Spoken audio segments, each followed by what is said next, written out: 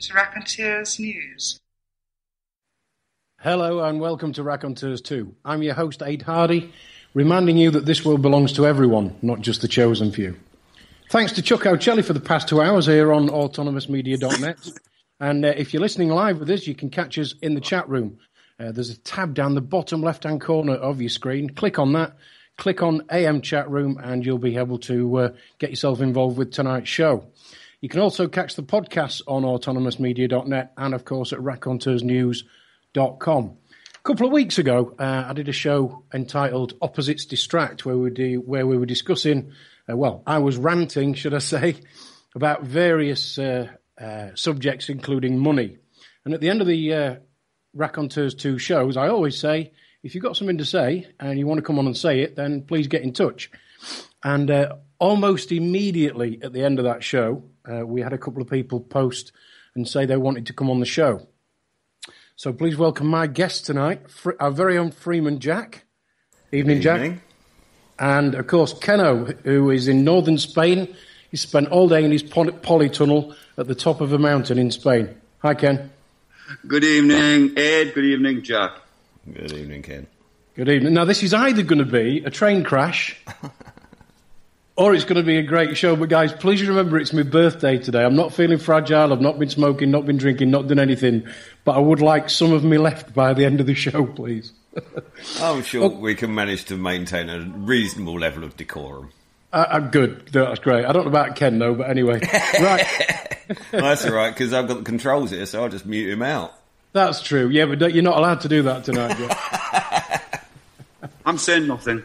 Right. If you do want to post people in the chat room tonight, we've got Andy Young standing by, and rather than me try and keep up with the chat room, he's going to be posting any questions in our Skype chat, so I should be able to get those and not miss any. So please get involved, get posting, and if you're not listening live, if you're listening to this on a podcast, we're alive every Monday night, 7 till 9 on autonomousmedia.net. So anyway, a couple of weeks ago when I did the show and I started to talk about money, I did a very, very simplified explanation of how money works, which was completely contradictory to what I'd been taught working for 20 years as an independent financial advisor here in the UK. And I also said that I no longer pay into a pension and all sorts of things. And that's really why Ken and Freeman Jack both said they wanted to come onto the show so that they could debate this. So, guys, ding ding, round one. Who would like to start? Well, even the introduction there is a little erroneous, because that wasn't quite how it happened. I think Kenno wanted a row with me about it and managed to wangle it through Andy that we were all like, we were all like, what do you call it, bushwhacked. There you go. Doing the show. You can see how difficult it is to get guests, can't you? Right. Yeah. Get good ones anyway. Yeah, right, guys. I tell you what, let's give the first shout to Kenno. Yeah, Ed, you've got a message in the chat room. Happy birthday, Ed, from Lubes. Oh, bless you. Thank you very much. Mine, basically, you started this show off by saying this world belongs to everyone. Yes. You tend to say that about every show, don't you? Absolutely, yeah. Yes.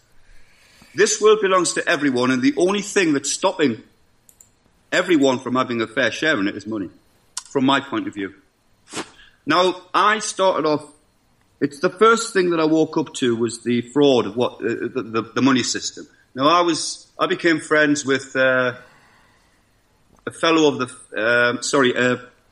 Chartered Institute of Bankers. And I was doing radio broadcasts with the guy. Now, it's not just his financial knowledge. He was one of the youngest ever to become a fellow of the Chartered Institute of Bankers, and he was out there on Edge Media talking about it. Now, I'm not going to mention any names because of the breakup we had when we separated. But I have the utmost respect for this guy, not only his knowledge of the financial system, but more importantly, to the spell that we are under with this money, the esoteric side of it. Now, I have not got his knowledge, but we are under a magic spell which needs to be broken. Now, there's many ways to do that. He's got a way of doing it, which I can go along with, and I'll be there if he ever calls that. But my solution is quite simple, but it does take everyone in the world to be involved. And I know the practical side of what I'm saying needs a lot of work, but you just do away with it. You just get rid of it. Nothing changes. Everything. You do everything as you're doing now. The only thing you don't do is hand over money at the end of the transaction. It works. In my mind, because I've thought about it.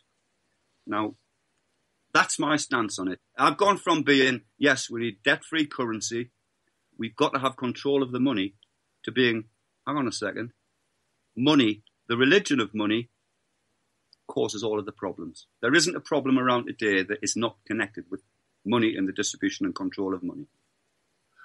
That's it. Good night. I'm off to bed now. Right. Talk us through, I don't know, going shopping to your local greengrocer then, Ken.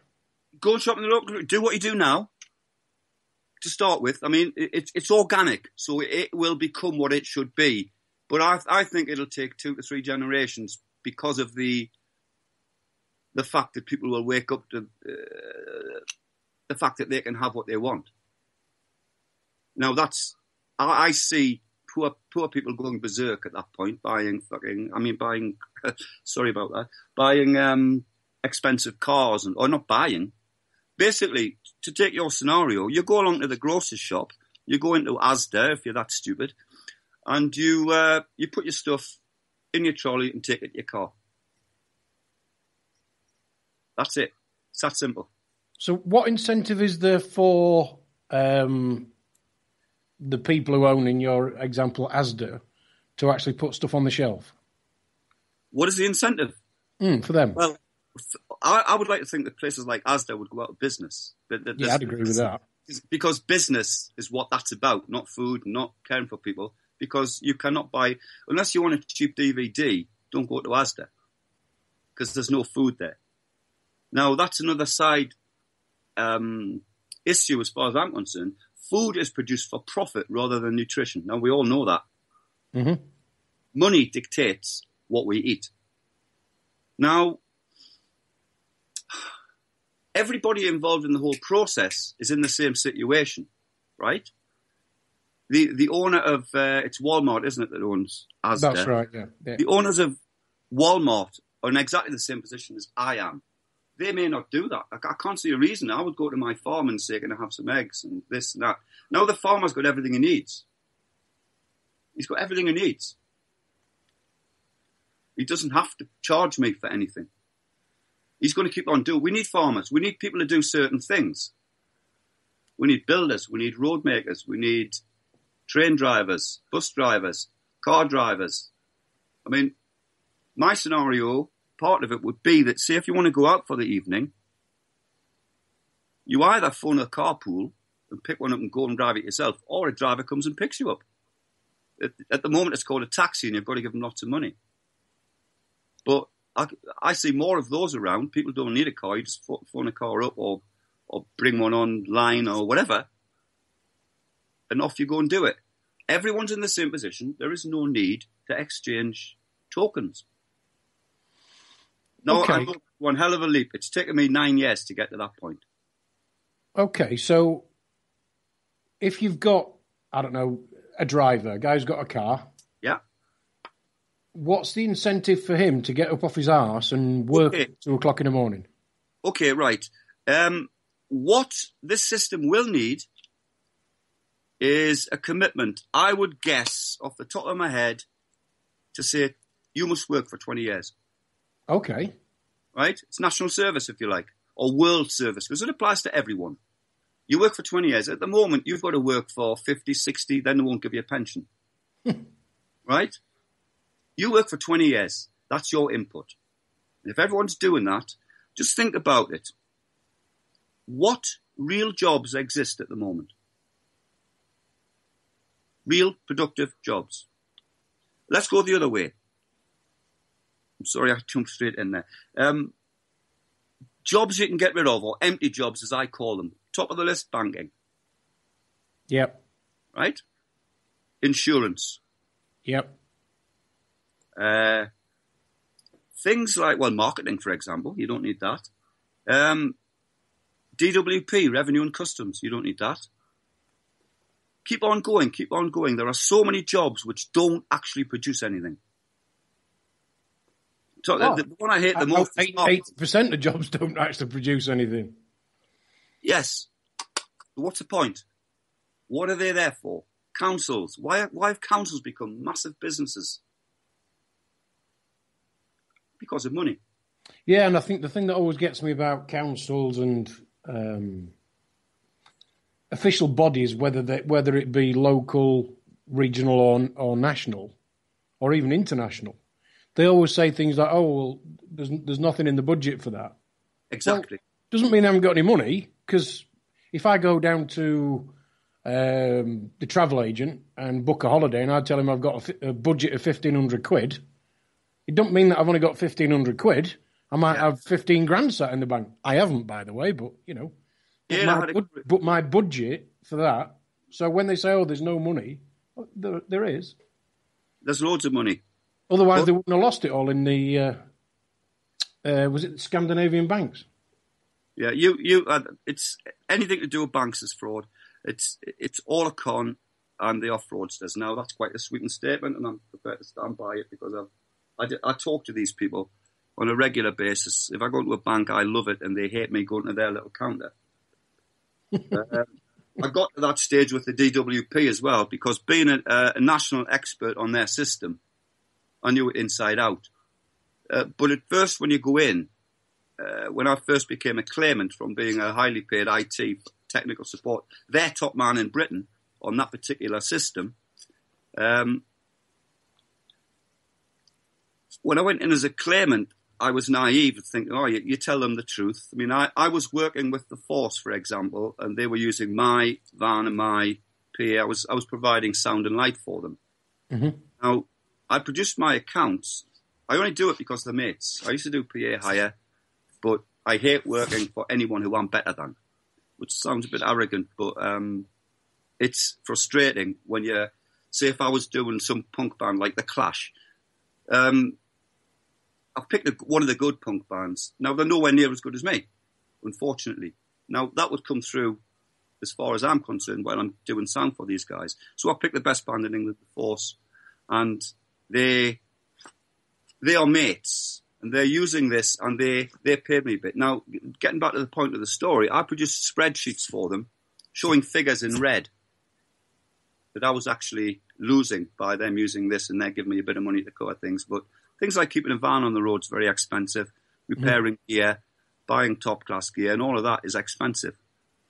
Now, I had a good job and I had good pay.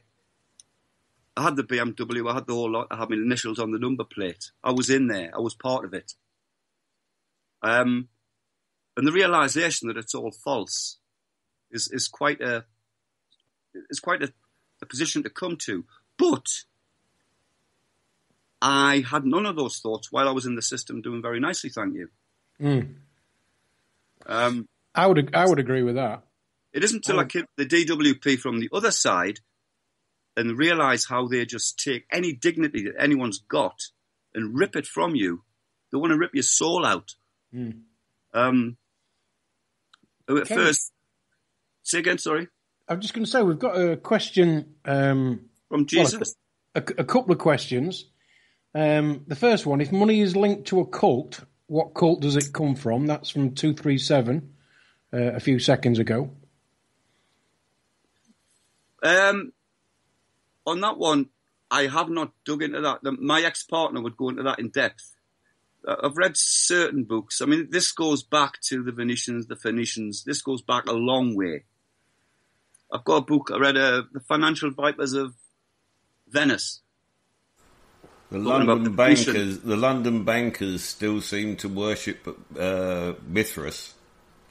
There's a unearthed Mithraeum in the centre of the city of London with its font at sort of street level, and city bankers still go past that font and chuck pound coins in it. Just to mention it. Yeah, no, I mean, good. That's not my side of it, going into the esoteric side of it. And I mean, I know that the place to break the spell is Temple Bar. Yeah. I don't know how to do that. Okay, next one in the chat room. This one comes from Jesus. Evening, Jesus. Would Ken agree that the fundamental problem is human nature, and the money is the weapon that those who want everything enslave those who have nothing? I agree entirely, apart from one word is used there. It is not human nature. This is human programming. This is programming. And most people I've met and got to know are decent people who help people. For example, Jack did a lot of work on my rig. We didn't exchange money. That's the way to go. But, you know, in my scenario, Jack would have everything he wants. If Jack wants a Rolls Royce, he goes and gets it. Right. I mean, the first sort of experience I had of it was when I became some people would say a born-again biker.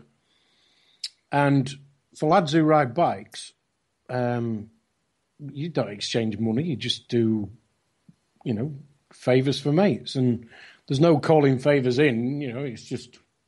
The chap that sorted out my computer when it blew last week, week before, is a biker, mate. And he spent 11 hours on my computer. And there's never any suggestion that there's any money owed to anybody for anything. Yeah.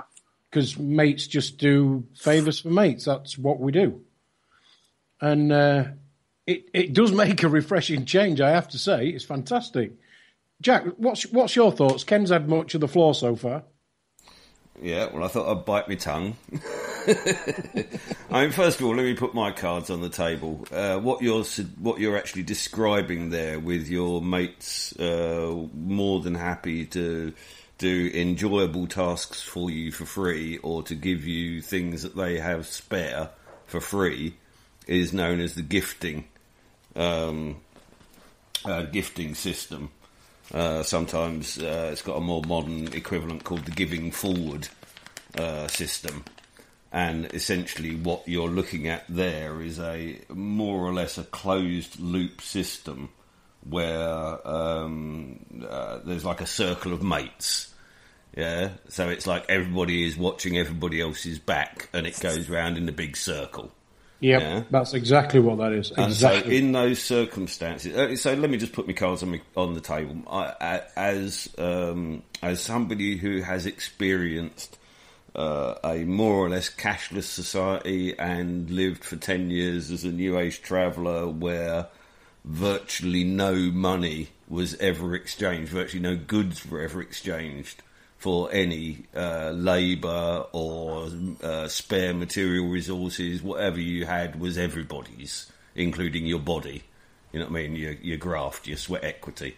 So I've actually lived in this. You know what I mean? This isn't like some sort of hypothetical.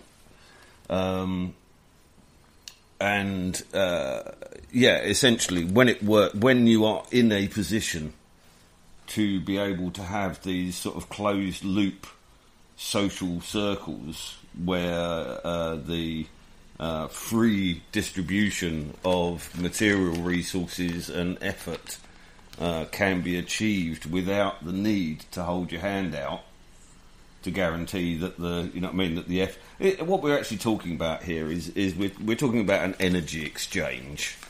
So you know what I mean.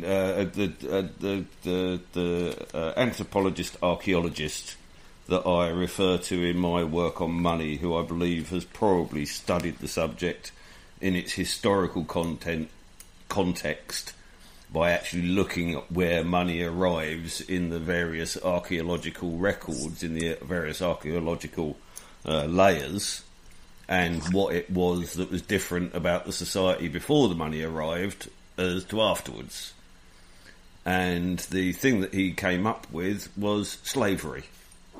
That when any established society began to heavily rely on the sort of movement of human labour in the form of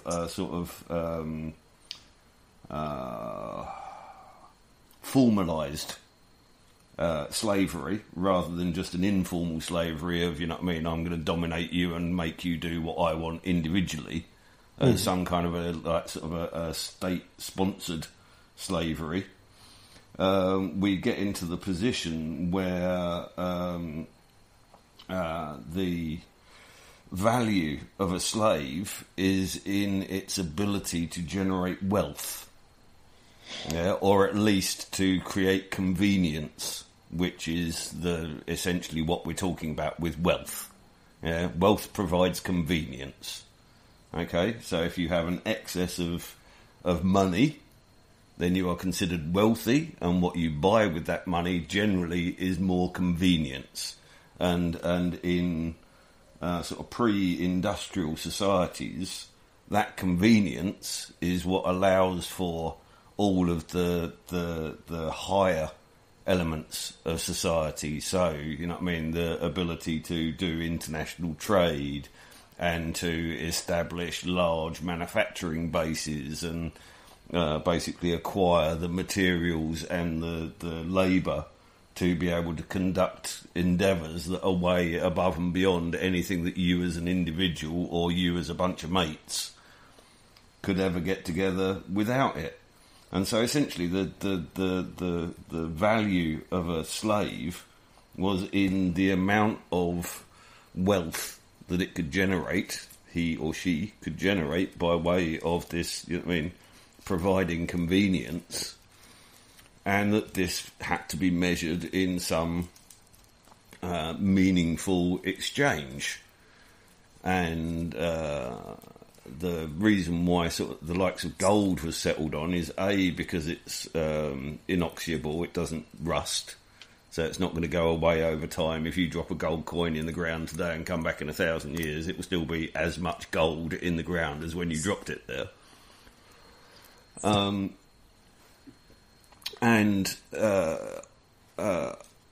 The choice of gold was primarily due to its scarcity.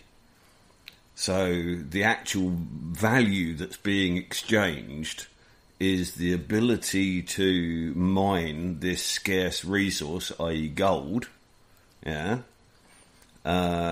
you exchange the effort that you put in to mine this material resource for slave labour with which you can acquire more resource. Yeah? So this is essentially where we get the concept of money from.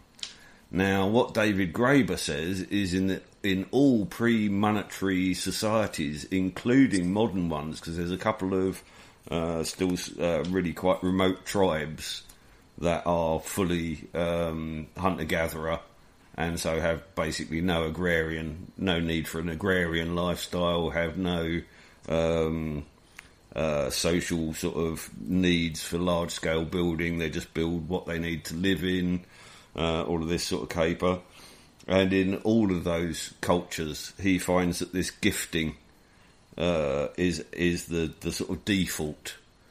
So in some ways, it sounds like I'm arguing the contrary. You know what I mean? I'm actually supporting Ken's argument that the problem is money and that money equals slavery.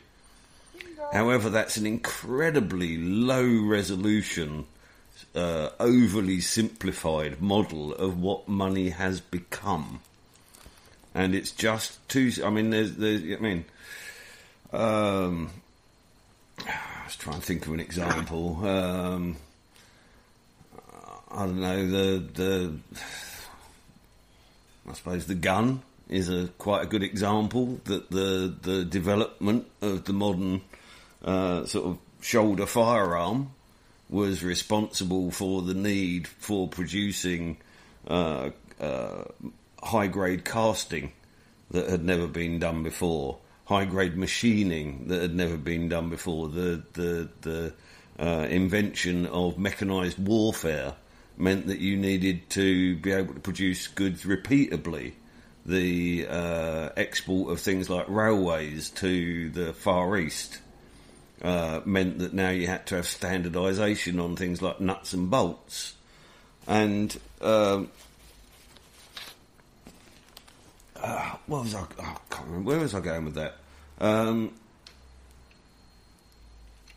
You can't find an analogy for justifying money and why money was... So essentially, we as soon as you get beyond the sort of hunter-gatherer lifestyle, as soon as you begin to get into agrarian cultures, i.e., crop growing and harvesting, which the entire planet is now, more or less. In fact, the majority of the planet wouldn't sustain any other sort of human supporting system, particularly. Without, a large-scale upheaval of the systems that we use. Oh, that was what. Yeah. So essentially, you have an evolutionary technology that starts out. The musket can only be seen, and industrialised warfare can only be seen as a harmful wrong, in much the same way as exchanging gold for a human being can be seen as wrong. But that's not to say that the outcome of that initial invention has no merit, has no useful way of greasing the wheels. Yeah, because like I say, all of these gifting things only work if it's a closed loop circuit, and essentially by what you were describing there was, you just go down to the shops, you take what you barely need, you take what you need for sufficiency, and you don't pay the shopkeeper for anything, and he goes out and he goes and sees the farmer who gives the shopkeeper whatever he needs to supply his customers' demands, and the farmer doesn't need to go out and buy his seed, the company gives him his seed, and the oil companies give them his petrol, because at the end of the day, it's all going to go around. Well, to some degree, we've already got a system like that, and it's called the credit card system. Yeah, the reason why you can basically shop anywhere with your credit cards is because the banks are such a small group of companies that they're in cohorts to agree all of their various interacting interest rates, and they know that it doesn't matter if you take a £10 note out of one bank, they know that it's going to end up in one or other of their sister banks. Yeah, so it's another one of these circular systems where you can know with a reasonable degree of certainty that if I give over this amount of energy exchange units of money, that I'm going to get a more or less equivalent amount back in at some point. Right. Okay. So the point being is that it's oversimplistic. First of all, it's oversimplistic to just go, we can just do away with money. Because first of all, you're going to have to persuade everybody on the planet to do away with it simultaneously. It's a bit like when, was it Sweden, changed over from driving on the... Where do we drive? Drive on the left. They went from driving on the left, way after the rest of the continent went over was already driving on the right. And sometime in the mid-70s, they decided that this is a ridiculous situation, and that because of the unification of Europe, that they'd better go over to driving on the right, like the rest of the continent. And they actually set a time. It was midnight on one particular day, and they had road crews went out and swap around all the street signage and yada, yada, yada, and they actually advised people to go out at midnight and turn their cars around from which way or move them so that they reflected the new orientation of the streets, so as people would be reminded to drive on the other side of the road than the one that they'd been doing so on the previous day. And that was just a small thing of just simply changing from driving on the left to driving on the right.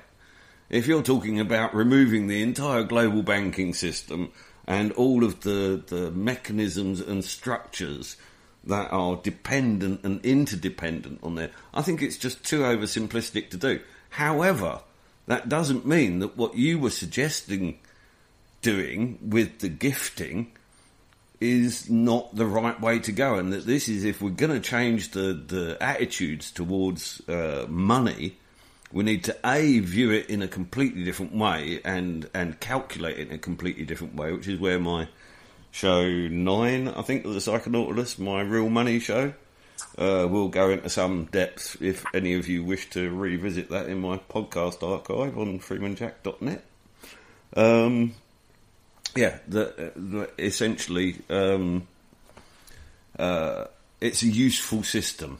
It's not that the system itself is entirely broken. It's just that it's manifestly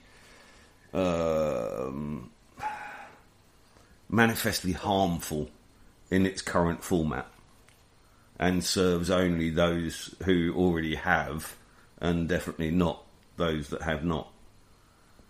Yeah, I think that's something that all three of us are agreed on. So Ken's answer would be, we just don't need money. And at the beginning of his statement, he did actually say, I know it's simple, but I can't remember the exact words, Ken, but basically said, I know it would be a big thing and everybody would have to do it at the same time. So that's Ken's solution to the problem.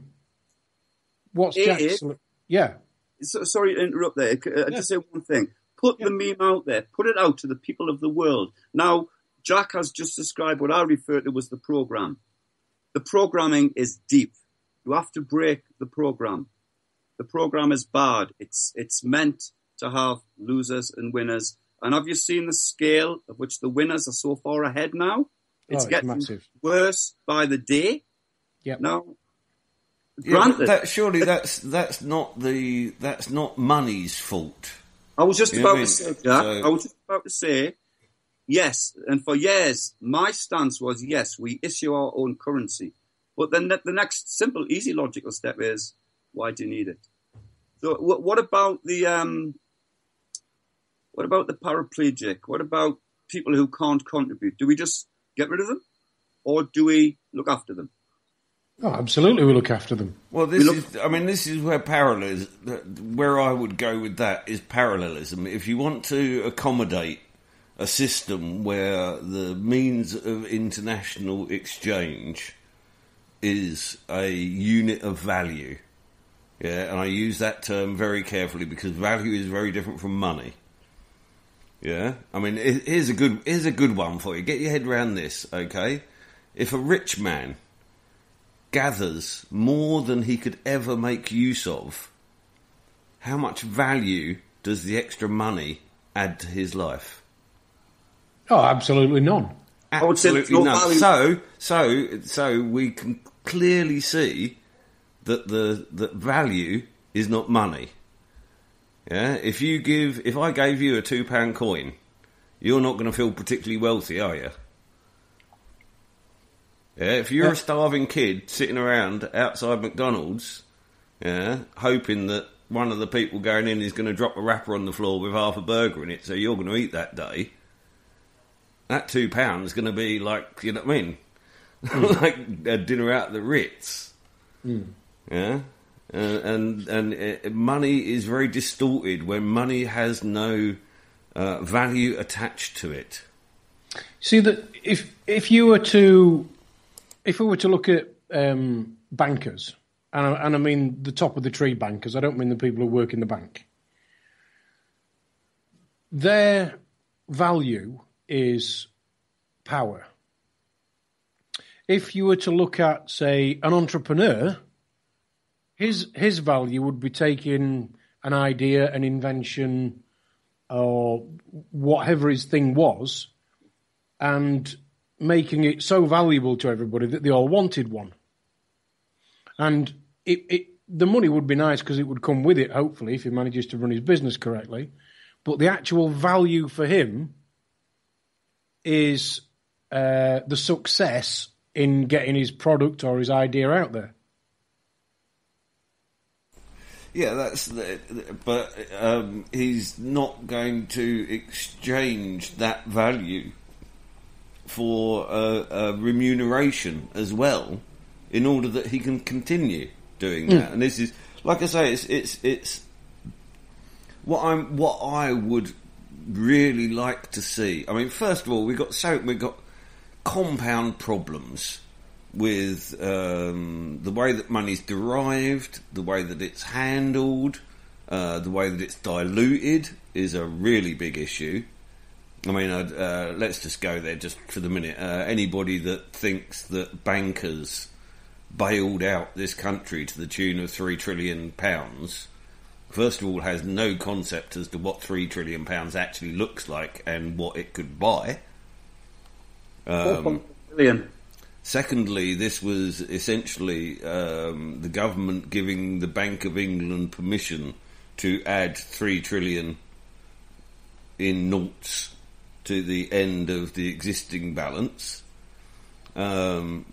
which is already a completely fiat currency. So fiat means let there be, i.e., it's not imaginary as such. It is. It has a value in the value that is given to it by the users of that currency, and generally speaking, that value is measured against something like the gross domestic product of the country. So for the English pound, we're basically stuck with the banks and the insurance companies, because if they ever leave England, we have no manufacturing base with which to create value, and we would be back down to an agrarian type income, much the same as Franco's Spain.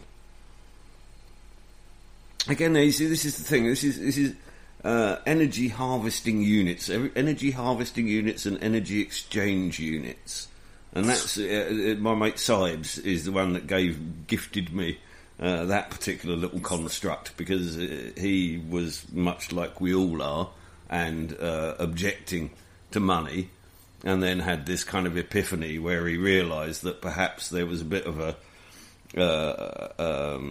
scam being played on us by the bankers, who all seemed to want to grab as much of it as they possibly could, and yet we have this sort of public idea of wealth being evil. And he said, well, it's only evil if the people who hold the wealth are doing wrong with it. Yeah? And if we don't try to take our section of that pie and do right with it, then all that's ever done with money is doing wrong. And so he conceptualises money now as this sort of energy exchange units, and depersonalises it in that way. Well, I kind of approve of that. So Ken's answer was just do away with it. Yeah, I can see where he's going with that. So what would your ultimate goal be then, Jack? For me, where's the answer?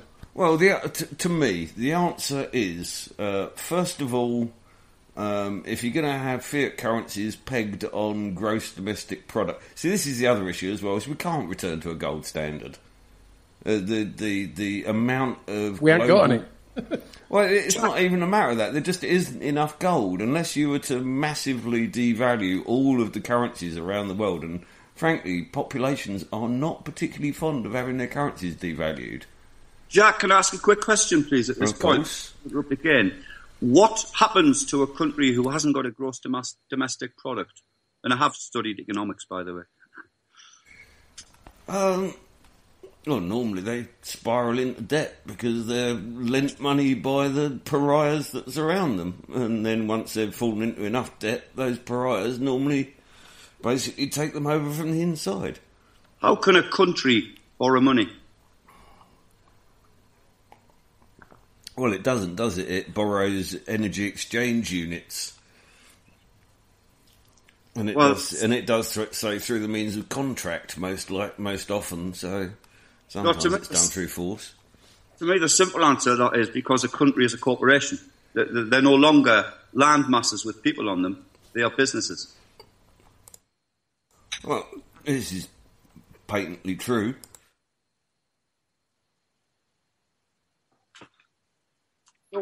So the country... bless you, Jack. Or be more you, should I say.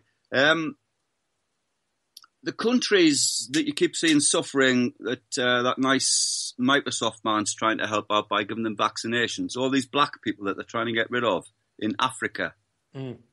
How do those countries blossom in this system? Do we just keep killing them till they're all gone? I don't like that idea.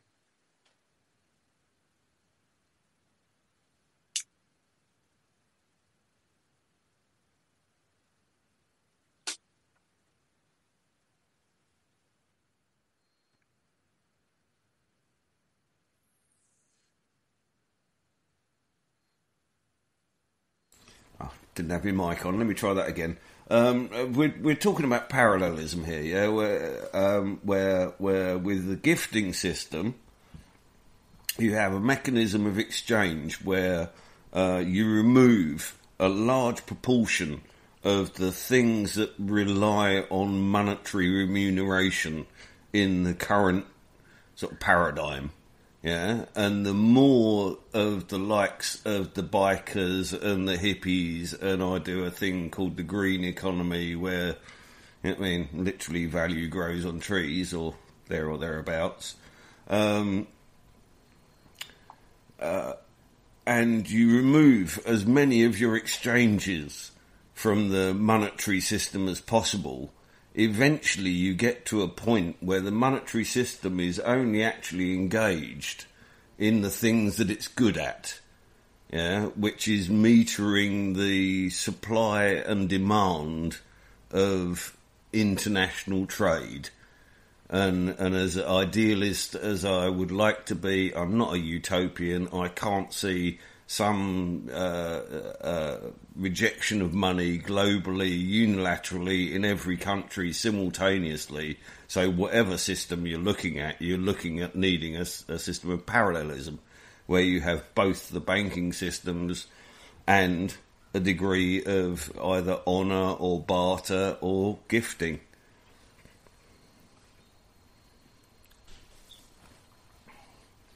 It's not always about either or. We're always given these either-or choices. Well, I'm a maybe guy.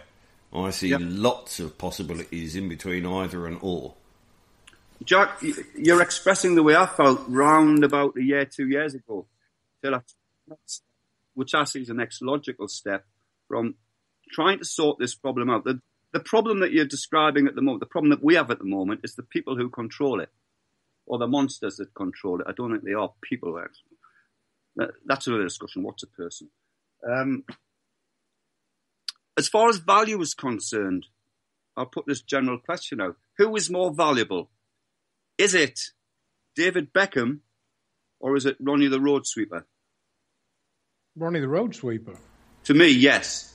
And in every meaningful measure of value. David Beckham recently sold a house for £11 million. That kind of sums up this culture. People like David Beckham. Yeah. Oh, actually, let me just finish my point about the bailouts. The one thing that most people won't have realised about that whole bloody 3 trillion. 4.8. Because whatever it is, yeah, it's a ridiculous sum. Billion. Especially when compared to the gross domestic product of this country, as was, and so the issue being is that the only place that the value of those 3 trillions has come from is from the pound coins in everybody else's pocket that was already in existence. With fiat currency, you cannot pour money into that system. You can only pour value into that system in order to achieve anything other than, greater and greater imaginary debt. I would concede that gold and silver are valuable, but only as food, not as pretty trinkets and shiny metal. They're not worth anything like that. So what do we do about the countries? Sorry, Ken, go on. Finish your point, mate. No. That was the end of it, yeah. Off you go, Ade. Sorry, man. Okay. So the majority of countries in the world are operating a Rothschild banking system, and those that aren't are just being bombed until they basically agree to have one. Well, every war since the 18th century's been over. Yeah, of course. So, at the moment, let's call it their money system, is on its way to being completed. So when it is, and every country in the world owes money, who the bloody hell do they owe it to? And if that's not enough to make anybody who's not sure about money sit up and think, then I don't know what is. It's ridiculous, Ade, in my opinion. It doesn't exist. It's a fantasy. Yeah, this is still a baby with the bathwater situation. Anybody that's been to my website will be presented with the front page, which is my treatise on my attempt at a post-industrial political philosophy that completely did away with the need for ideologies and political dogma. It's basically called optimal gradualism. And the terms are very specific, and they're actually from sort of political science. Gradualism is the application of the rule of law, and optimalism is using feedback loops to adjust any mechanism. So an optimal gradualist society is a society ruled by the rule of law, which, while I'm sure many of us rail against statute, I don't suppose many of us would call for the laws against things like murder and rape to be immediately withdrawn, although their prosecution is possibly without understanding of the cultural and psychological reasons for those sort of crimes. But anyway, I digress. And so really what I would suggest is the solution is optimal money, where, like I say, in all of those interpersonal dealings, where, in fact, I've just got to tell you this, I've got this millionaire couple in Greenwich that I picked up on while I was doing my electrobiology broadcasts, and they were wanting to put in bioenergetic sort of roof garden at their £1 million pad up Greenwich, and a really nice roof garden, I must admit, and I'm quite proud of the work that I've done to sort of help them out and get it all to work properly. But I completely blow their minds, because I'll go around there and I'll sweat and graft all bloody day long, and they'll go to hand me some bits of paper at the end of it, and I'll go, your bits of paper are no good for me. Cheers. See you next time. And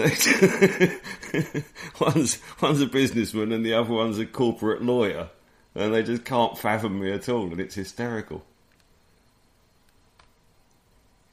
So you do all that for free for them? Yeah. Okay. Yeah, I do virtually everything for everybody for free. I've got a way of deriving value from the transactions that I do, and I, generally speaking, only derive value from adding value. So if somebody's got an existing system that has waste or mismanagement or whatever, and I'm able to come in and add value, then I feel absolutely at liberty to ask for an individual payment that is a proportion of the added value from that initial modification of the system, and then they're free to reap the added value from there on after. And it seems to be working quite well. Right, okay.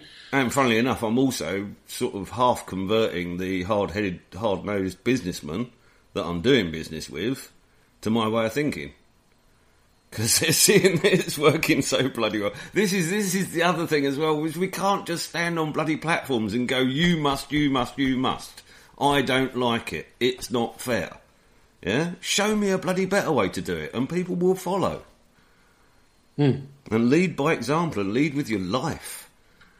Put yourself in the bloody frame. Don't just intellectually masturbate over it in private.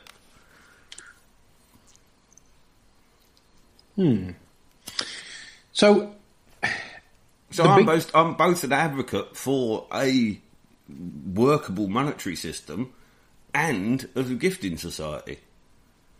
I think both of them absolutely have their place, and especially when it comes to things like what was just mentioned with the care of the disabled, the care of the elderly. I'm painfully aware of all of those needs, and they're just not being met.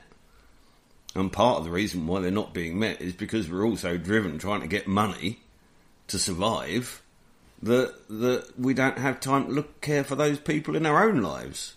Yeah, exactly. I mean, we have to farm it out to other people. And again, this is the problem, is that every time, this is one of the reasons why gifting was done, I think, partially amongst the New Age travellers, the convoy, as I should correctly call them, was because there was no interest for a start. You know what I mean? There's no extra to pay from the exchange. Yeah, in fact, there's nothing at all to pay. But and this is the other thing as well, is that what David Graeber says is that the reason why gifting is done in pre-agrarian cultures is for societal bonding. That if you come and, I mean, the example that he uses is a neighbour visits his neighbour, and his sow's just had a litter of pigs, and he looks over the fence at the healthy sow and the fine litter of pigs, and admires, you know what I mean, passes an admiring comment on the pig, and the man feels duty bound to, you know what I mean, offer him one of the piglets as soon as they're weaned for his kind remarks about his pig, because of course you know what I mean, if you've got a big litter, you can spare that one. Yeah, but what then happens is that person now has is bound to you with a duty of honour, and because there's been no cost, because there's been no value attached to that, because this is just purely, you need my, you know what I mean, you can, I've got this to spare, you take it, you make use of it. Yeah, and again, in these closed loop circuits, that's doable. Yeah. But, I mean, if I was to go out onto the streets now and try and do everything for everybody for free without ever wanting anything back, trust me, London would suck me dry and spit me out. Yeah. Maybe you could go and live on top of a mountain in Spain. I mean, certainly, I mean, I really would encourage anybody with an analytical mind and any sort of engineering talents to begin to look around them at the sort of businesses that they see around them, conducting sort of primary production and things, and think if there's any waste in that system that could be repurposed, and to use the offer of the design and the implementation of the systems to the companies under this sort of proportion of the added value. It's a business proposition that very few businessmen will just turn their nose up immediately. I mean, the example that really set me going was what I heard about a Brazil nut factory in England that was going to be closed down because they weren't profitable enough, because the Brazilian Brazil nut producers had started shelling them in Brazil and were shipping them a lot cheaper without their shells, that this shelling plant in England was about to go broke. And somebody like me happened to wander into their workshop one day and be talking to the boss about his energy, you know what I mean, his electricity bills for roasting these Brazil nuts and for shelling them and that. And he's gone, well, what do you do with the shells? And he's going, we have to pay for them to go and have them like sort of turned into coconut, you know what I mean, some sort of compost, or, you know what I mean, something along those lines. And he's going, what, like, don't they like burn like coal? It's like, yeah. So he's like basically taken a proportion of the value that he's added and converted this gas-fired, electricity-driven Brazil nut shelling factory somewhere in England. And has not only produced enough energy from the shelled Brazil nuts to power the ovens that roast the incoming Brazils, but he's actually produced a combined heat and power plant from the waste heat coming out of those ovens that generates electricity, and the factory is now actually a non-importer of gas and a net exporter of electricity. I mean, that's phenomenal. if only everybody could do that and every business could do that. Well, honestly, I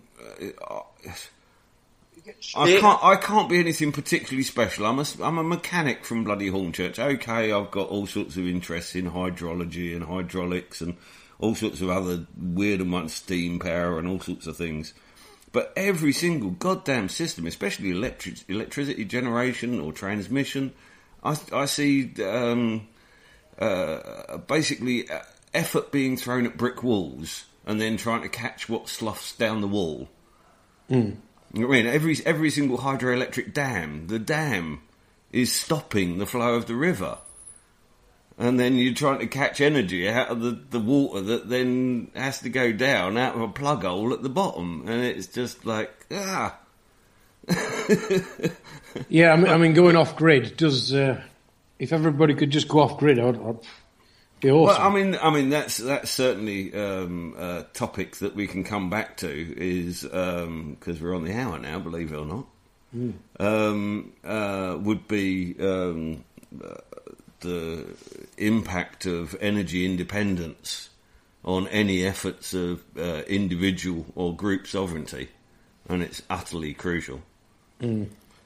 Should we drop a tune on then and come back to that? Well, no, I was just going to say, before we do that, Ken, yes, Jack's had the floor for a few minutes, just before we go to the break.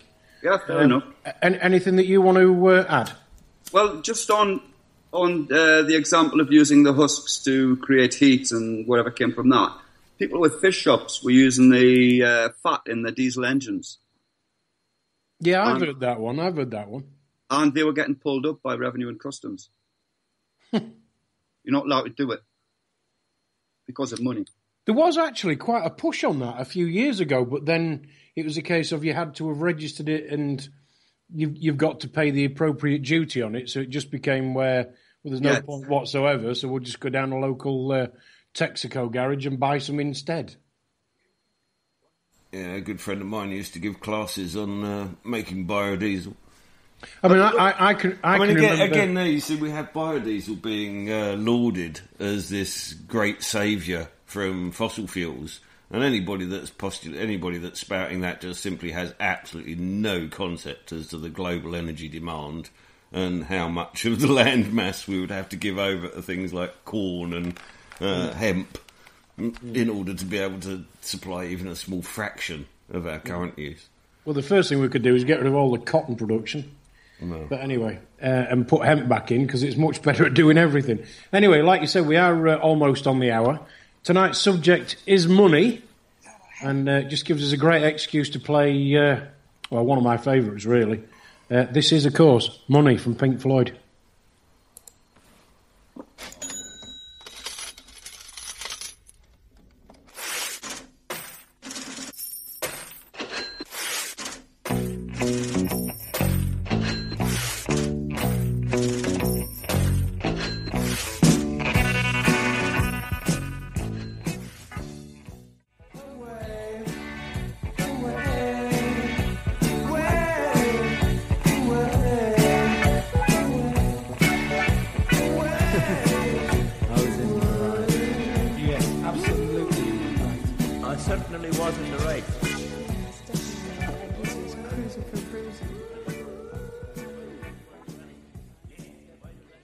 Okay, welcome back to Raconteurs Too. Tonight I'm joined by our very own Freeman Jack and Kenno discussing money, hence the Pink Floyd. Right, in the first hour, Kenno just said, do away with it, scrap it, we don't need it. And if everybody did that at the same time, I can see that working. Freeman Jack, on the other hand, said, let's keep the money, but let's, wherever we can, use exchange of time. Am I right in thinking that that's where you were going with this, Jack? Just absolutely. I like exchange an hour of my time as a plumber for you as a plasterer. Is that the sort of? Well, that's time banks are certainly one way of getting out of the monetary system. Oh, hold on, let me spin my mic back round. I've gone a bit quiet there. Time banks are certainly one way of coming completely out of the monetary system while still retaining this value exchange that people expect from a monetary exchange system. But, also the gifting needs to be more... that people need to be aware of, that they do have a massive excess. I wish I could find the quote now, but there's a quote about, if you've got food still left in your cupboard after your evening meal tonight, you're better off than so many million people on the planet tonight. If you've got change left on your shelf on the side, then you're better off the next number of people in the world. There is all the dollar a day world. That whenever we're thinking about these sort of esoteric terms of money, you have to understand that even those communities that it's not forced upon, that don't necessarily have to pay rent or whatever because they're nomadic or indigenous, still rely on money in order to be able to get things that are outside of their purview of their sort of nature. So, and of course, if I was inclined to switch on the television, which I'm not, I do spend quite a bit of time in my customers' houses, and they've often got it on. Of course, the only thing you ever see is, apart from cookery and bloody property programs where they talk about space, is, can you give to this charity because this little girl's got to walk 2 miles to a well? And aren't you going to give us another £1 for this lottery? I mean, the latest one I saw is called the Poppy Lottery, which I only sort of caught the end of it as I was in a customer's house.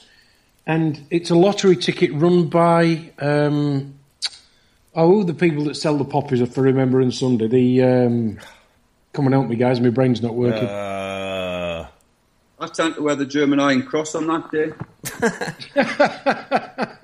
I'd be wearing a white poppy if I had to go anywhere. Oh, yeah. Anyway, that bunch. Yeah. You know what I'm talking. So every time, there's anybody who needs some money or whatever, you're trying to work out a way of... It's always money. Their answer to a little girl not having any fresh water is money. Mm. And it's the biggest religion in the world. That and, of course, statism, believing in the state. And it's as real as Jesus. Yeah. Yeah, exactly. Certainly with the fiat money it is now. What do you mean as real as Jesus? I happen to know that Jesus is listening and in our chat room right now. Yeah, well, Jesus has just sent me a text and it's the British Legion that I was trying to think of. Ah, there you go. Yeah. The Royal British Legion. Oh, sorry, yeah, the Royal British Legion. I mean, the other thing that sort of bugs me about money is between the Queen, who I call Beryl, and the Vatican, they can just write off world debt tomorrow and all the kids would be fed and all the kids would have a house or somewhere safe to live. But, of course, that's not really on the agenda, is it? No.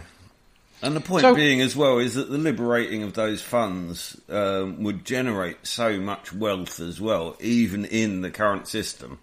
That if the vast resources that are held within the monetary system and being hoarded by the likes of our Liz and old Popey and the various banksters all around the place with piles bigger than they'd ever be able to climb up and down in reality, just because it's like fake noughts on a bank balance that allows them to own countries.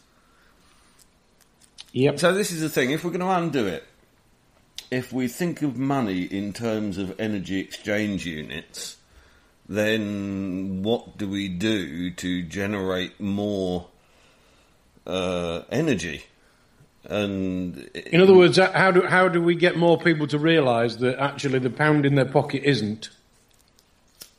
I think it's organic, Ade. I think it's organic. If you take away money, just think of the amount of potential that you're releasing. All of these people are out there. There are builders.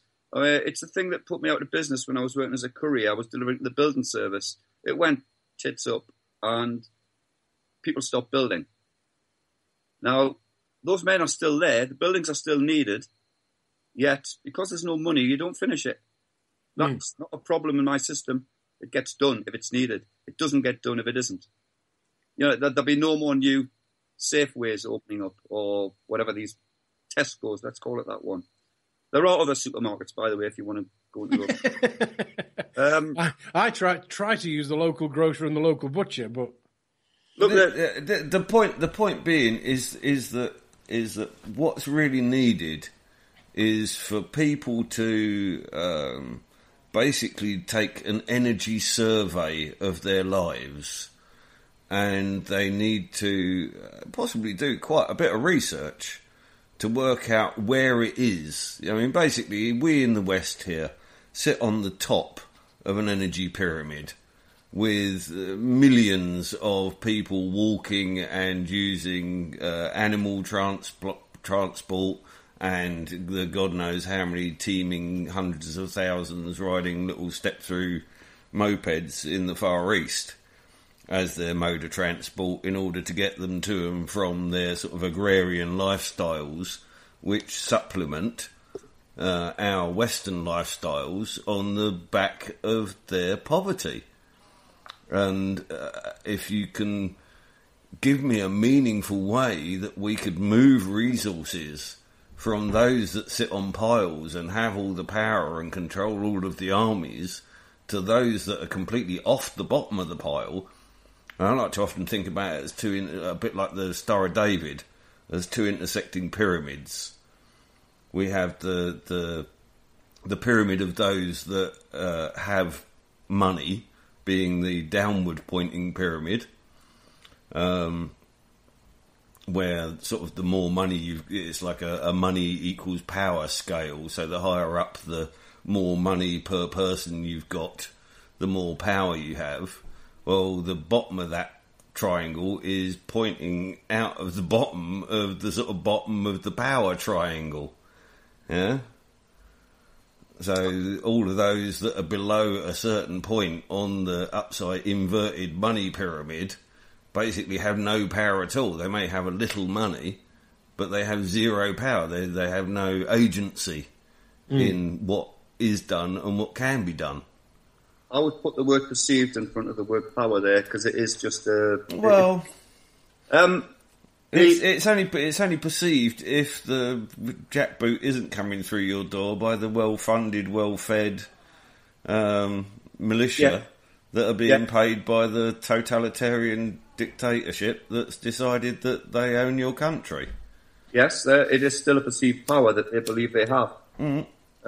I see the Israeli symbol as you described it. I see that as the blade and chalice. It's the male-female. Or, if you like, as above, so below as well. Well, there's also the converse of that, of course, is that the upper peak of the power pyramid is poking out above the money. And again, once you get to a certain point on the power structure, money is effectively meaningless, in the same way that power is meaningless when you get so low on the money structure. I mean, so the very people that really effectively think that they rule the world aren't even contained by the need for money, particularly. It's everybody below them that's running around trying to catch the money. And there's one thing for sure, and that's that money creates poverty. Look, well, it creates poverty. I mean, it could just as easily cure poverty. But money. I mean, money. If it has, basically, there's like a circulation filter where the money circulates around and has energy put into that circuit by everybody's sweat equity. But there's a whole bunch of gits at the top that have got like a siphon tube and are like siphoning off the top of the system constantly. So it doesn't matter how hard the rest of us pump the system, they'll just siphon that bit more off and keep it for themselves. And this is really the problem with money and not the money itself. And this is kind of... money can be used to solve things as well as, wage war and pay for personal, private militias. But why do you want that barrier there? Why do you have to have money to be able to do things that need doing? Why can't we be organic? Why can't we be natural?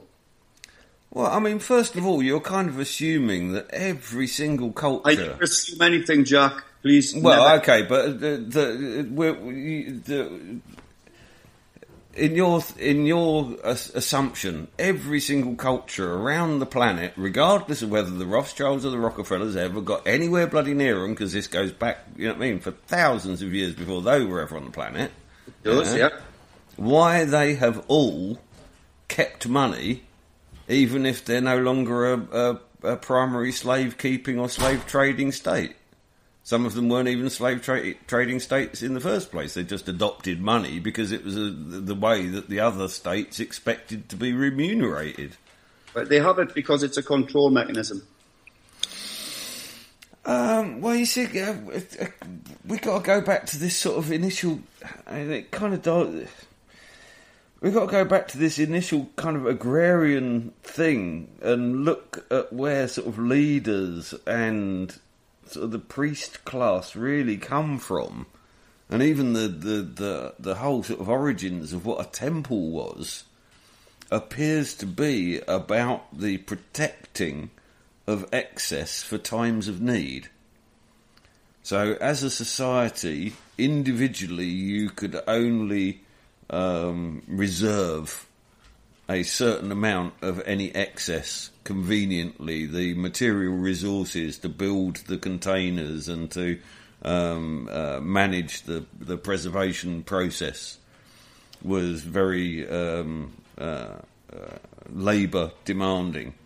And so by having centralised preservation and protection from kind of theft and animal predation and what have you, was really what led to the original kind of leaders, and the leader having a bigger house than everybody else was because the house that the leader had was the bloody storehouse, where everything was looked after, where everything was protected from the mean, violent outside world, and not just violent in terms of other human activity. The world's a pretty harsh, bloody place.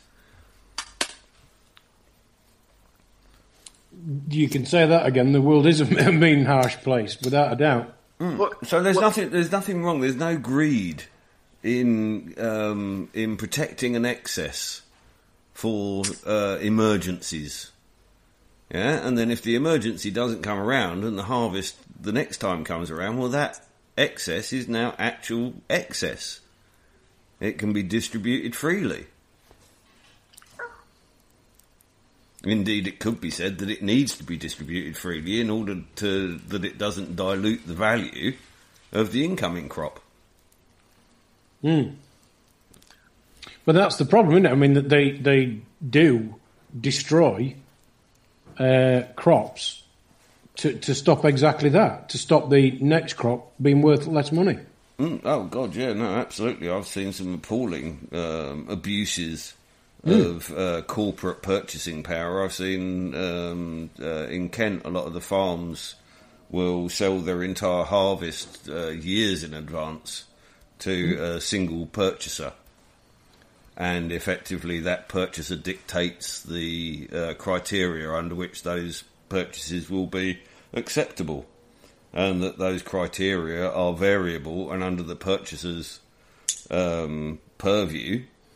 And, essentially we'd had a massive bumper harvest of sort of 110 mil Cox's cooking apples that we're all really looking forward to the harvest of, because we're all going to make fortunes according to all of our experience of English apple picking. And that year Sainsbury's decided that because of the particularly good season that they could buy 115 mil cooking apples from France quite cheaply, so they were going to up their standards for that year for English cooking apples to 115 millimetres to match the French standard, and so this entire orchard became completely waste product. The farmer couldn't even pick it. couldn't even pay for it to be picked. A couple of things in the chat room come from 237. I think there's 3 altogether. I'm just going to read them out in the order that they've been given to me in. The 6-pointed star is Saturn. Saturn represents time, and time is money. And that only I'm not sure what this is referencing, but that only happens because we allow it. A good place to look for why the system behaves the way it does seems to connect with something called the... Oh, my God. Can you read that, Jack? What's that? Hold on. That's one of them big words that you're really good at. Hold on. What is it? Saturn... Amphictonic. Oh, right, okay. Because it's... Oh, Jesus. Amphictonic? I think you may Amphictionic? Yeah, amphictionic looks about right, if that's not a misspelling. Yeah. Pass. Yeah, no, that's not even on my map. Mine neither. Ken? And the Trojan War again, I'd suggest that It's not in the dictionary. Right, okay. Okay. It's certainly not in mine. It's not in the Oxford dictionary, so it might be in other ones. Okay. But anyway, thanks for that, 237. Yeah, thanks for the input. So, I mean, what I was saying as well about this, the energy sovereignty, if we begin to view our convenient Western lifestyles that we all basically lead, where we can go to the shops and buy just about anything that we want, just about any time we want, providing that we've got the fiat currency to do so. That we need to look not only at things like our electricity bill, our gas bill, for independence through being off-grid, but you need to look at things like the exotic fruit and veg that you eat and not think about them in the terms of the cost to you, but in terms of those things cost in energy. And essentially, again, if you begin to do an energy audit of your life, there's actually quite a few things that you can do quite conveniently, quite straightforwardly, that can massively reduce your energy requirements, basically, your total energy requirements. Yeah, the first thing is turn that shitting thing off in the corner that's big and square. Yeah, well, it's rectangular, eh? Well, again, funnily enough, the one of the things that has actually made the current energy situation a lot easier is the current sort of 10% per decade drop in domestic energy demands because of all the efficiency drives that is being pushed on all the sort of major domestic wear. I mean, that's going to be getting to a pretty much to a minimum sometime soon. I mean, you can't just keep eroding the energy that you need to do something, otherwise energy equals power. You know what I mean?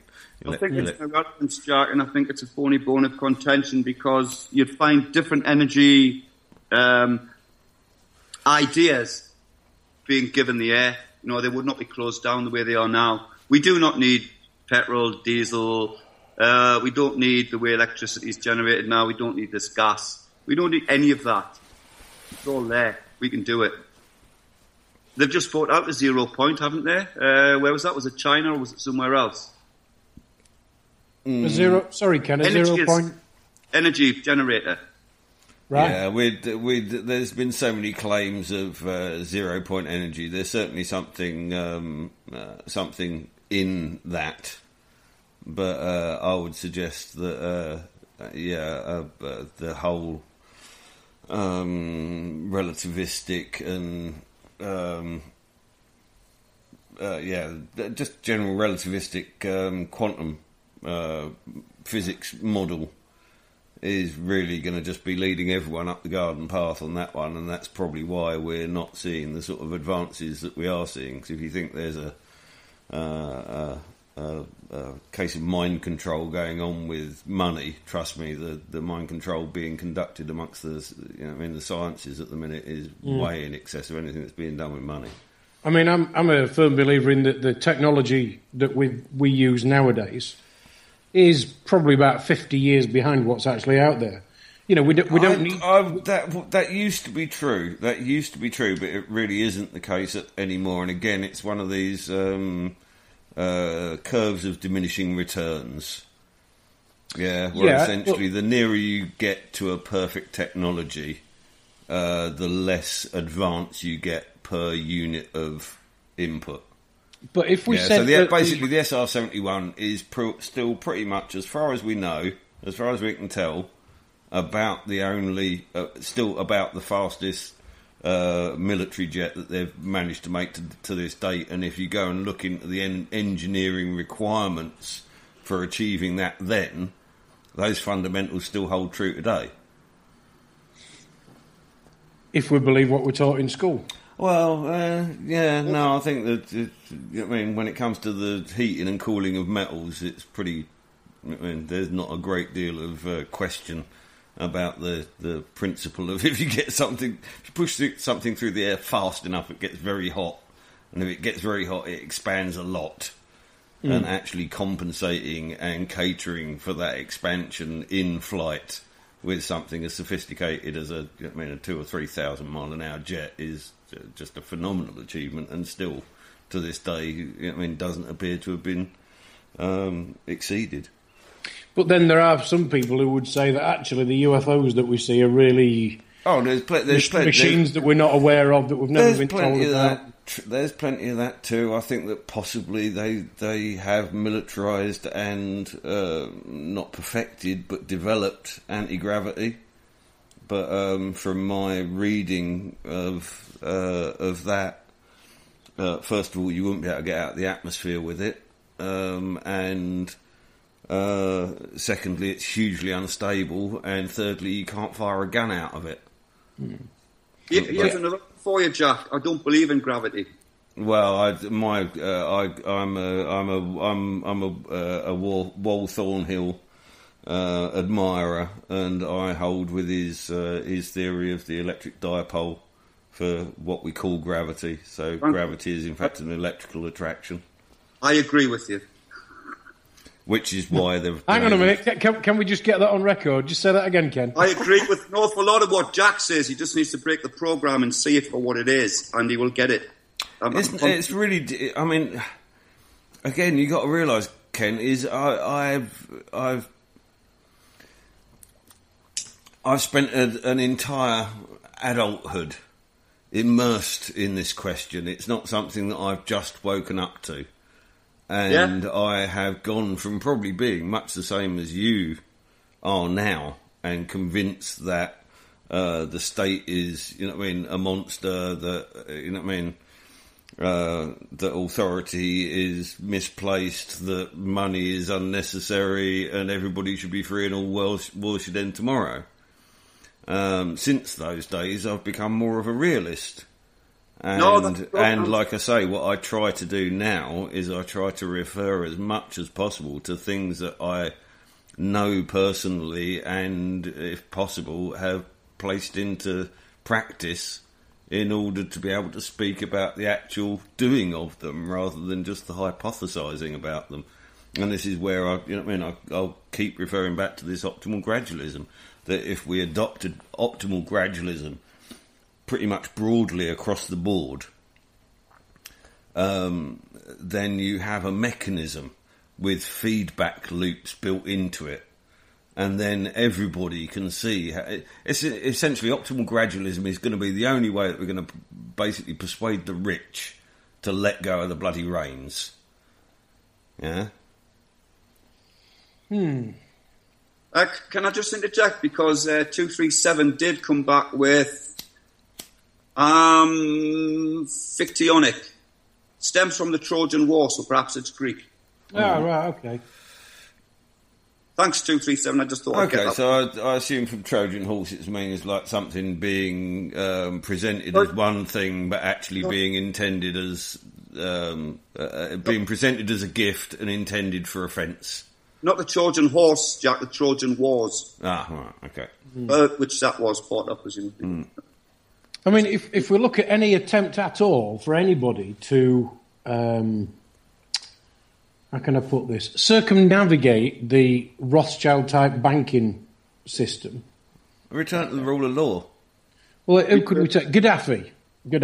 He wanted to sell his oil for gold rather than for the US dollar, and all of a sudden, instead of being, the most popular man in this country because he'd given everybody there, a house and free electricity, instead of being this hero, we turn on the BBC News. All of a sudden, he's the bogeyman, and 12 months later, he's gone. Yeah. Also, what else? This is exactly the point that I'm making. Is that unless you can offer the world elite a situation where they do not feel so threatened that they are prepared to defend their turf, with basically with an equal and opposite force or an equal and greater force. Jack, the only thing that the elite would lose that I see is their power, because everyone would have the same footing. They would not lose anything financially or things need to be discussed. I'm talking from a very simplistic start. I mean, again, 100 years down the line may bear fruit if the word gets out there, and that is the big problem. You put the word out there to all the people who work, and I think, let's say 99 point whatever it is % of them will say that's going to work. But that's the problem, getting the message out. And that's where I want the solution. Yeah. Sorry, Ed. No, carry on, Ken, because you're going great guns here. Carry on. No, I'd more or less finished, but I mean, let's go back to at the moment we have scarcity, and Jack wants to place a perceived value on things and on people. What about the person who has no value or perceived value? They'll still be victims. You still have the poor. You still have the people who can't actually do anything because they haven't been given a proper education. I mean, when I used to deliver the free papers and pick pennies off the street as I was doing it, I met a lot of people on rundown estates, and I would talk to them. Some of these people are really bright. They've got ideas. They are just closed down, and they've got no input whatsoever into this system. And they keep them under control by police cars going up and down the street every 10 minutes or so. Never seen as many police cars in a short space of time as on these so-called ex-council estates in Blythe. There's a lot of potential there which has been flushed down the toilet. Mm. I can't remember whether it was Jack or Ken said a few minutes ago that, that we have to find a way of doing this where the elite don't see a threat. There is one other way, and that's to wake everybody up and to make them realise what is exactly going on here. And then we really are more powerful than them. Because once everybody realises that this is just one massive scam that we all get taught from the day we're born by the school that we go to. And I mean, I don't think for 1 minute my parents lied to me knowingly. No. And I'm pretty sure most of the teachers that I had didn't lie to me knowingly. A couple of them, when I think back to the few phrases they used to say, and me knowing what I know now, I'd probably say that they did, but it was because of the job they were in, and like everybody else, they have to keep the job. Exactly. But I don't think that our family lied to us because out of malice. I think they lied to us because they didn't know any better. Right. Twice now, education's come up. Mm-hmm. Now, this is a huge part of what I propose. Now, education to me would be the trivium and the quadrivium, starting at, say, age 7, where they used to in Germany. 7, 8 can start at 10 if you wish. I mean, all of these details, all the fine points, sort it out, man.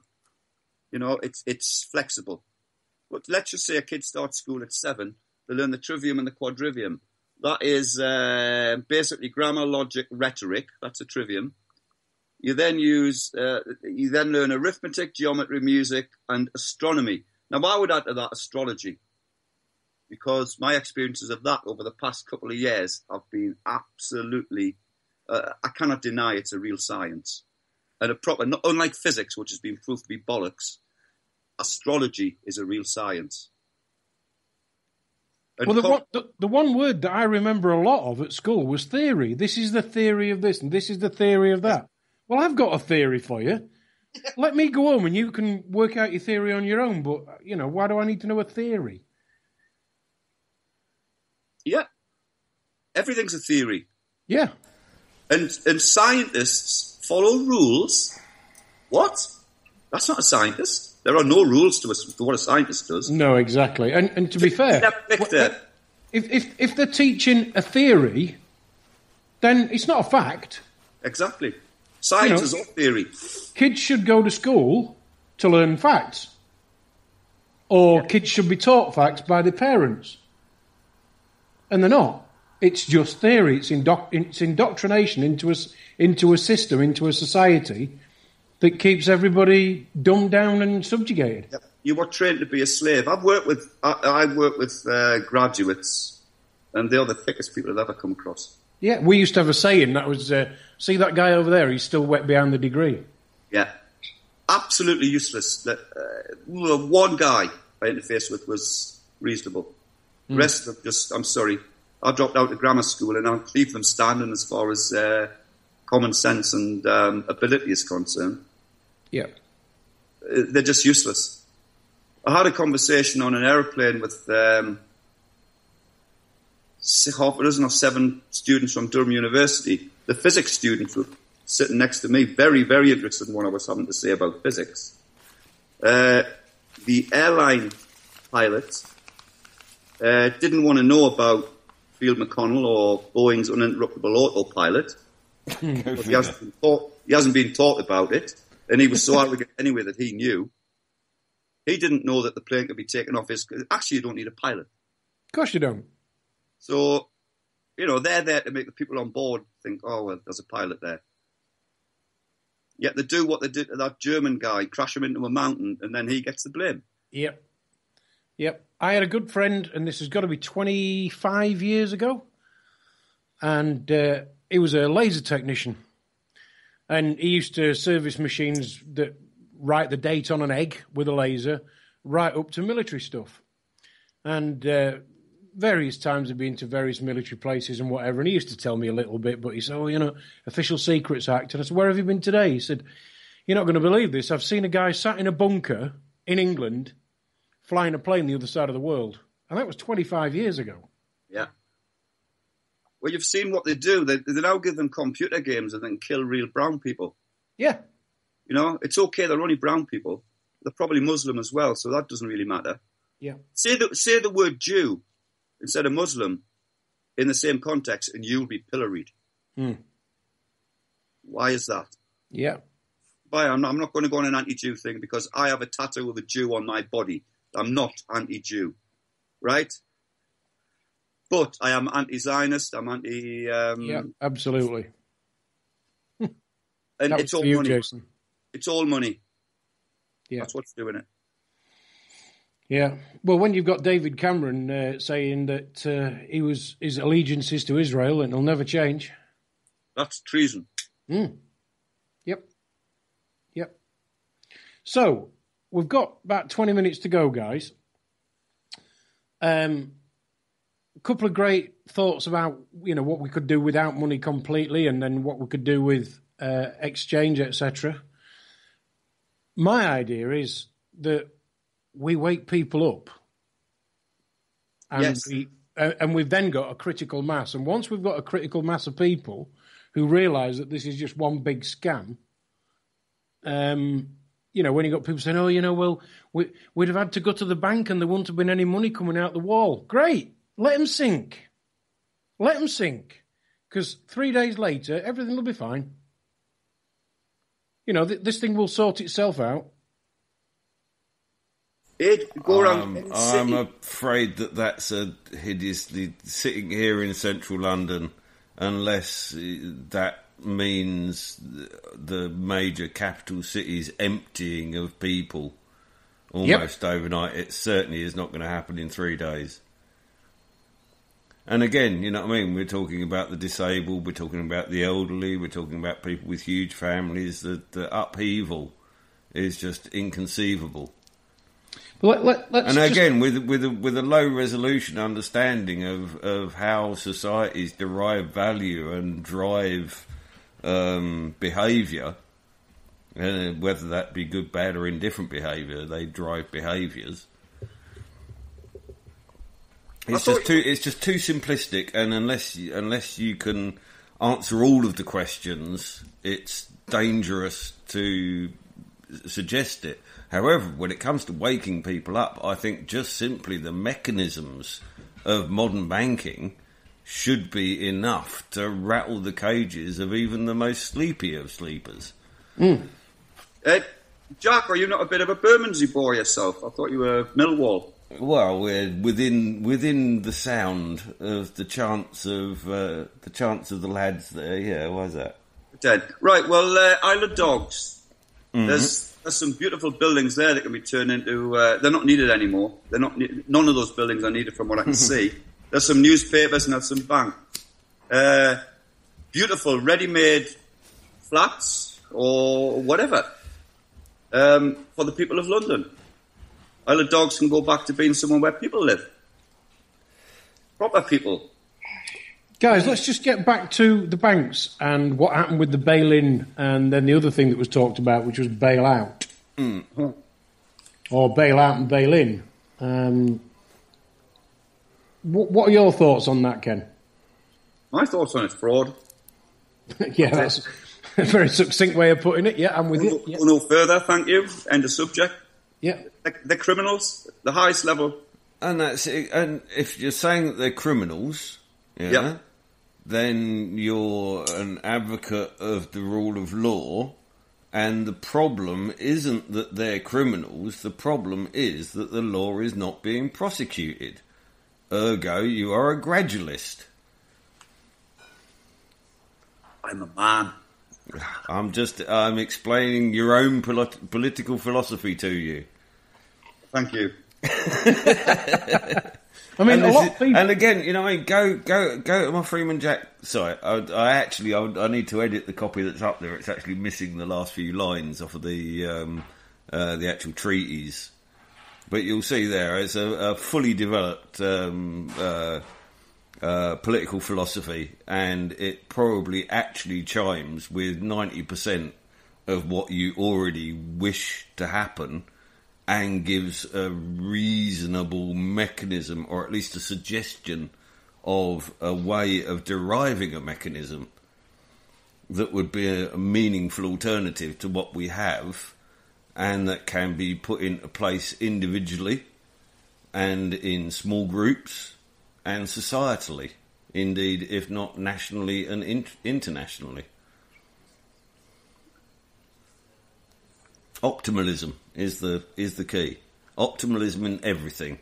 So everything is viewed from what needs to be done, what's needed to be achieved. Yeah? How might best that be achieved? Okay, throw a few ideas into the ring. We'll try moving towards that. Then we'll take another measurement. It's an engineer's approach, I guess. Rather than some sort of arbitrary power structure that we've derived trying to fight with kings, basically, over wresting a little bit of power out of their hands, which is essentially how modern democracies came about and haven't really evolved a great deal since then. I suppose because I am simple, I like a simple approach. And I do not see why things should, why obfuscation should come in, as that's the right word. Why the waters should be muddied or the skies clouded by because irrelevant... sadly powerful men will protect their wealth and power with all of their wealth and power if they see that is what they're going to lose by not trying to protect it, and that's just a matter of fact. Now, unless we can suggest to those men of wealth and power that their new lives in our new society will be that much better than their old lives of wealth and power and responsibility and duty and of worry, yeah, then we're not going to get anywhere. And that's, again, where optimal gradualism comes in. Or because within optimal gradualism, the one thing that we need to do is to protect the power elite. Is to offer them we don't want to lynch you. Yeah? We want to nurse you. You're obviously ill. You obviously need a nice cell and a pretty nurse and some good medication, and then some nice walks in the countryside, and you'll all be much better afterwards. Jack. Yes. Or we wake enough people up to get a critical mass where we're just able to ignore these bastards out of existence. See, without the money, how would they have the people to do their bidding? If all of those people didn't have to go and kill people and blow up shopping centres and blame ISIS or whoever the flavour of the week is, they wouldn't do it. They might, but if they're psychopaths, then arrest them and lock them up. You see, I just want to get back to... Let's get back to the system we've got now and how we can wake people up to realise what a fictitious thing it really is. Because if you said to a lot of people, what happened with the banks? Oh, well, we bailed them out. But that's just a term they've heard on the TV. It means nothing more to them than that. And what it basically means is the government ploughed all this money in to potentially save them to make sure we'd still got money coming out of a cash point. Yeah, how do you wake people up? You wake them up one at a time. Just in case anybody didn't know, never actually happened. The trillions that were poured into the major three bank balances, there was about 2 years down the line, and there were still public calls for those finances to be being released to small businesses, which wasn't happening. The banks were just sitting on them and basically insisting that the demands for greater reserves meant that they couldn't actually spare any of that money. Yeah, I mean, the only way to actually inject money into an economy for it to be effective is to literally fly over a city with an aeroplane and chuck it out the back. It'll end up in the economy then. Well, I mean, again, there you see, this is the thing, is that we have to understand where wealth creation actually takes place. I mean, we've already identified that there's a raft of essentially useless jobs, the telephone sales executives and the banking derivatives and, all of these sort of completely meaningless jobs. The actual wealth, the entire wealth of the planet, is all produced by the primary wealth generators, who are the miners, the oil rig workers, the farmers, you can think of any number of primary productions, and all of those tasks can all only be undertaken with the support of the secondary wealth creators, which are the cooks and the support staff, the materials, transportation boys, and all of this sort of caper. And after that, everything else is just simply sponging. It's deriving its wealth from the undervaluing of that primary wealth creation. But so your miner is going to be lucky if he earns a great deal more than... a coal miner on the coalface probably isn't going to be earning a great deal more than, a fairly menial bank worker. And yet the bank worker has not a penny in there to be able to shuffle around if that coal miner isn't at that bloody workface producing primary wealth creation. But would you not agree that the digging oil out of the ground and digging coal out of the ground to use when there's clearly technology available that means we don't need to do that anymore? And I'm not talking about wind farms, and I'm on about the stuff that's not been released to us.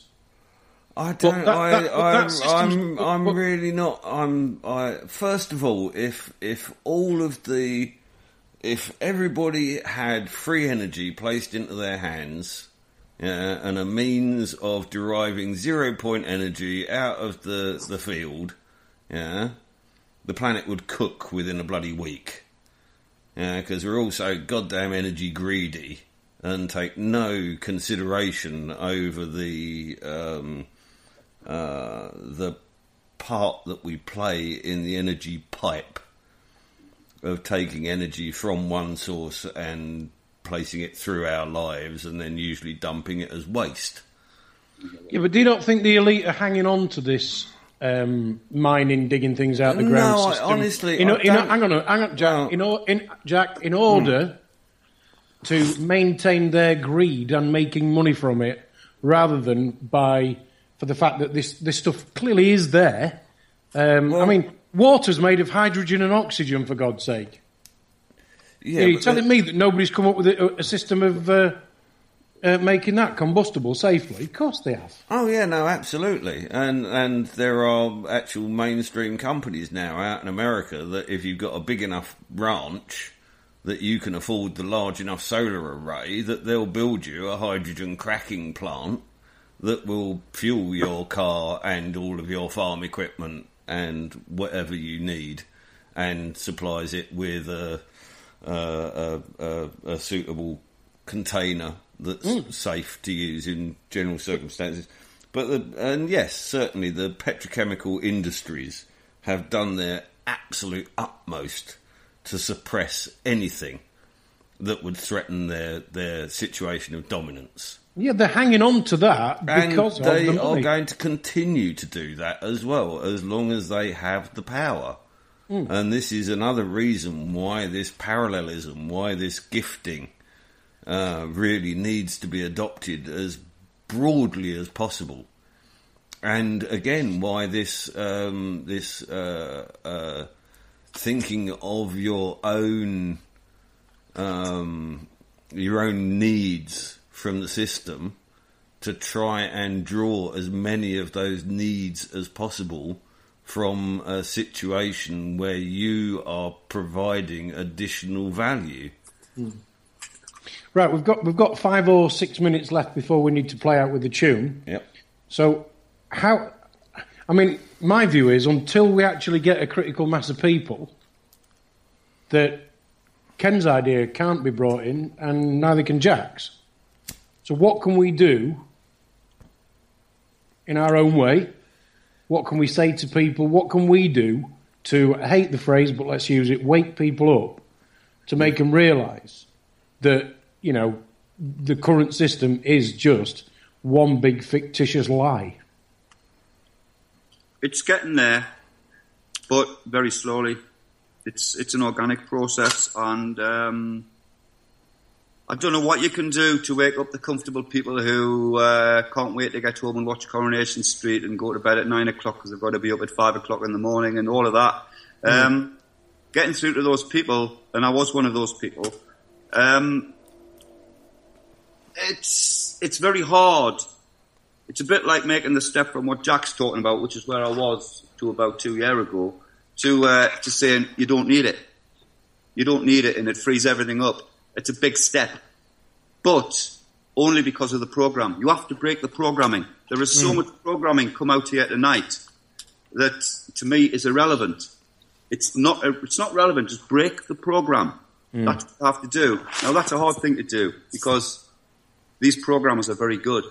Oh, immensely. I mean, one thought that I had was, and you got to hear me out here, guys, false flags like 9/11 and all the others that have been happened in history, in one way and one way only are they good. And that's because a lot of people who think that 9/11 was an inside job now completely believe in false flag and have started to look deeper down the rabbit hole. And from a money perspective, when we had the banks that were bailed out, the next one is bail-in. And a bail-in is basically where it's the people who have got their money, who have loaned their money to the bank by putting it in on deposit. They're the ones who will get something like 10p on the pound or 20p on the pound. Now, for me, if that happened with a bank, it would be one enormous kick up the arse financially for people to realise that this is just one big bloody lie.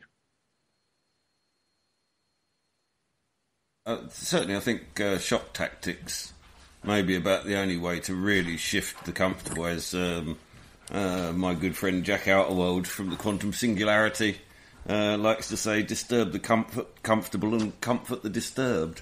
Yes.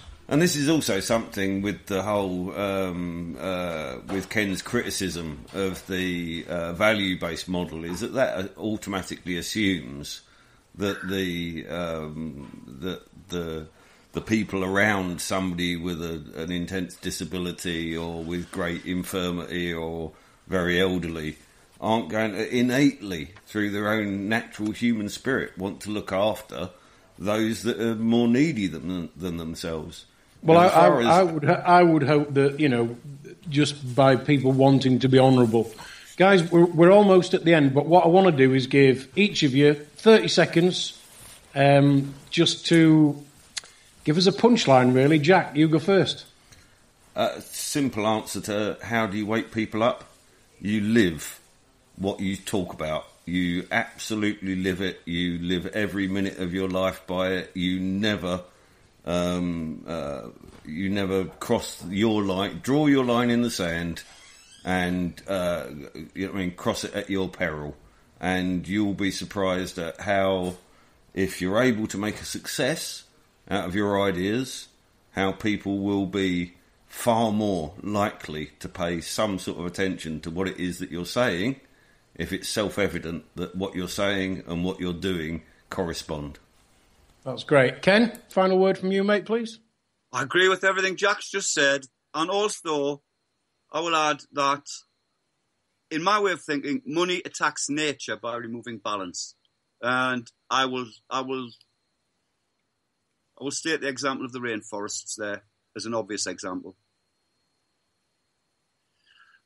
Get rid of money, get nature working again, and we exist as part of it. And 200 years from now, they will be happy. Good thought, final thought. Thank you very much. From me, it's just a case of let's wake people up, and the thing to do is kick them out of the comfort zone, tell them something that they probably don't want to hear. And it's one of those elevator statements that I'm always going on about. Let's drop those little seeds into conversations with people and get them to stick their own head down their own rabbit hole and see where it takes them. Ade, I'll add one more thing. Huh? If you're ever around and I'm around, come into the bank with me. Okay. And I wake up the tellers one by one. Good man. Okay, straight after us on Raconteurs. Oh, before we do this, I'd just like to say thank you very much to Freeman Jack and Ken for leaving me in one piece on my birthday. It's been very, very interesting, guys. And maybe we can do this again in the future. It'd be great. I think Jack and I should end with a round of happy birthday to you. Happy birthday no, to we'll get done on copyright. Yeah. Listen, 51 years is nothing to be proud of. Okay, straight after us tonight, thanks guys, straight after us tonight we've got Happy Hour Extra with Not Dr. Tamara and Tina. Tomorrow night, 5 to 7 here on autonomousmedia.net, we've got Chuck O'Celli. And then, of course, 8 till 10, we've got Andy Young and Jason Holmes with Raconteurs News. And then 10 to 11 tomorrow night, Happy Hour with Not Dr. Tamara and Tina. You can catch tonight's shows on the podcast on autonomousmedia.net and, of course, on raconteursnews.com. If you've got something to say and you want to come on, contact me at Raconteurs News. Thanks to tonight's guests, Ken and Freeman Jack. And, of course, you can catch all their info on autonomousmedia.net as well. I'll see you next Monday, 7 till 9, live here on Raconteurs 2. Thanks to everybody at autonomousmedia.net, and thanks very much for listening, everybody. Good night.